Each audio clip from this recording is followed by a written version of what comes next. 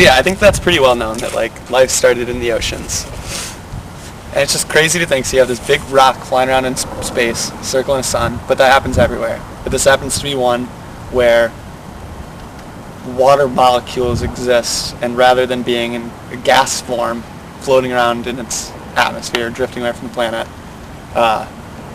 or being in its solid form of ice, happen to be liquid. So it just pools up on the surfaces, and there's not enough water to cover the whole surface, but there's enough water to cover most of it. So there's just the random parts of the Earth that are uneven, that stick out from the water that would otherwise cover all of it. If the Earth was perfectly smooth, there would be no land. It would all be covered by water. Okay. Even if there's just way less water than we have now. If the Earth were smoother, we wouldn't have any land. But so life started in that because that's where there's the most. I don't know why life started there, but it makes sense. That's the majority.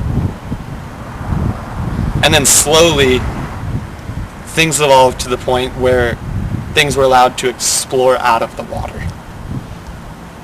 One thing eventually just crawled out to the peak of these hills that come through, and they followed the hill up and went out of the water, and were able to survive that. And then it just all changed from there. A lot of species started to, but a lot of species haven't. There's a lot of species in the water that have no reason to leave the water because they just fine there, and they